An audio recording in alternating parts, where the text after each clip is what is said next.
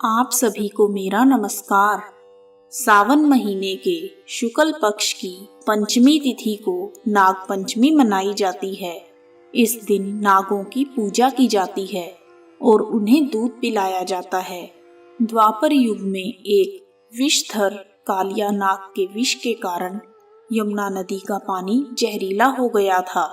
जब यह बात भगवान श्री कृष्ण तक पहुंची, तब उन्होंने कालिया नाग के साथ युद्ध करते हुए उसे यमुना नदी छोड़ने पर विवश कर दिया और पाताल लोक में भेज दिया। इस तरह भगवान श्री कृष्ण ने भयंकर विषधर कालिया नाग के भय से ब्रजवासियों को मुक्त करवाया और इसी कारण ब्रजवासियों ने श्रावण मास की शुक्ल पक्ष की पंचमी तिथि को नाग देवता की पूजा करके उसे नाग पंचमी का नाम दिया। आइए अब शुरू करते हैं नाग पंचमी की कथा। एक बार की बात है, एक सेठ के 7 बेटे थे। सातों के विवाह हो गए थे। सबसे छोटे बेटे की पत्नी विदुषी और सुशील थी, परंतु उसका कोई भाई नहीं था। एक दिन बड़ी बहू ने घर लीपने के लिए पीली मिट्टी लाने सभी बहुओं को साथ चलने के लिए कहा, तो सभी धलिया और खुरपी लेकर मिट्टी खोदने के लिए निकल गई। तभी वहां एक सरप निकला, जिसे बड़ी बहू खुरपी से मारने लगी। यह देखकर छोटी बहू ने उसे रोकते हुए कहा, दीदी इसे मत मारो, इसका कोई कसूर नहीं है। यह सुनकर बड़ी बहू ने सरप को नहीं मारा और तब सरप एक ओर जाकर बैठ गया। तब छोटी बहू ने उसे कहा, हम अभी लौट कर आती हैं, तुम यहाँ से मत जाना। यह कहकर वह सबके साथ मिट्टी लेकर घर चली गई और वहां घर के कामों में फंसकर सरप से किया हुआ वादा भूल गई। उसे दूसरे दिन वह बात याद आई तो वह अपनी सभी जेठानियों को लेकर वहां पहुंच गई और सरप को उसी स्थान पर देखकर बोली, सरप भैया आपको मेरा नमस्कार।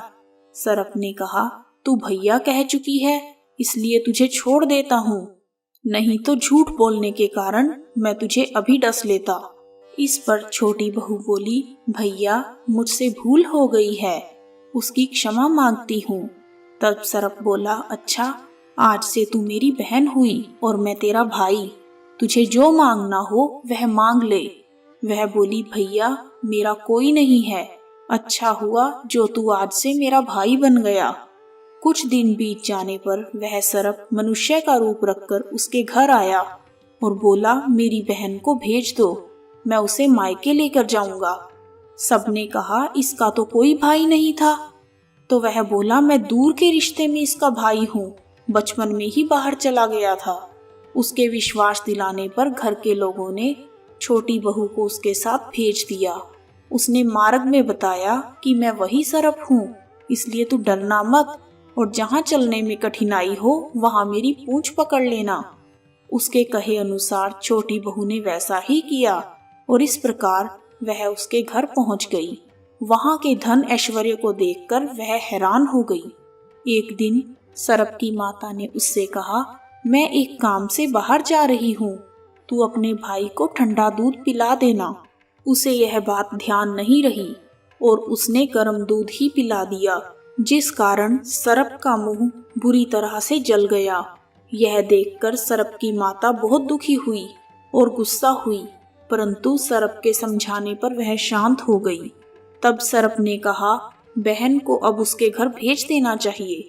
तब सरप और उसके पिता ने उसे बहुत सा सोना, चांदी, जवाहरात, कपड़े आदि देकर उसे उसके घर पहुंचा दिया। इतना ढेर सारा धन देखकर बड़ी बहू को जलन हुई और उसने कहा, तेरा भाई तो बड़ा धनवान है, तुझे तो उससे और अधिक धन लाना चाहिए। सरप ने जब यह बातें सुनी तो उसने और वस्तुएं सोने की लाकर उसे दे दी।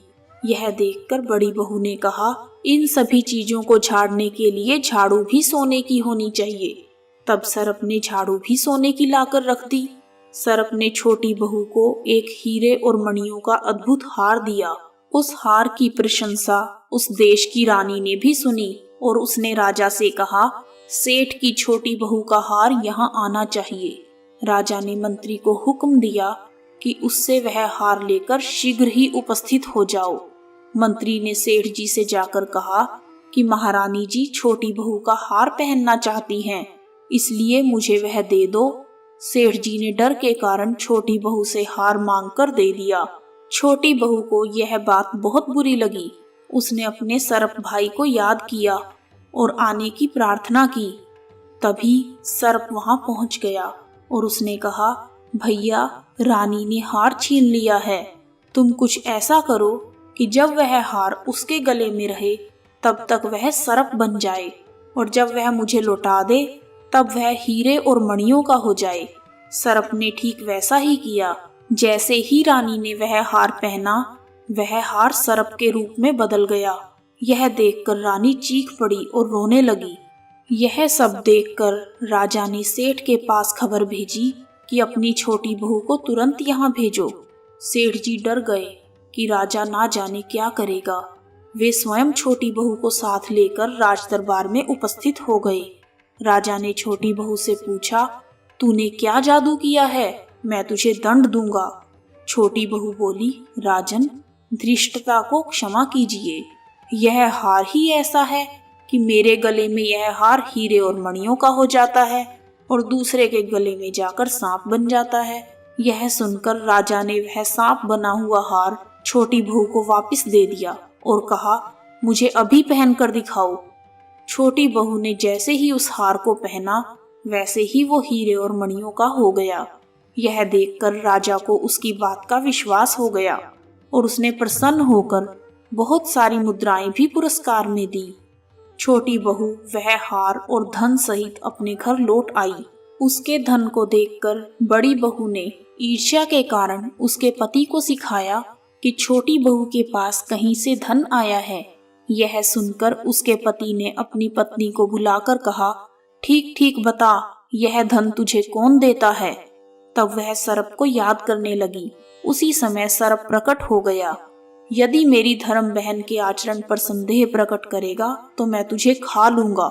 यह सुनकर छोटी बहू का पति बहुत प्रसन्न हुआ और उसने सर्प देवता का बड़ा आदर सत्कार किया। उसी दिन से नाग पंचमी का त्योहार मनाया जाता है और स्त्रियां सर्प को भाई मानकर उसकी पूजा करती हैं। कथा समाप्त। कहानी सुनने वालों का भी भला और सुनाने वालों का भी भला। जय नाग देवता। ओम नमः शिवाय।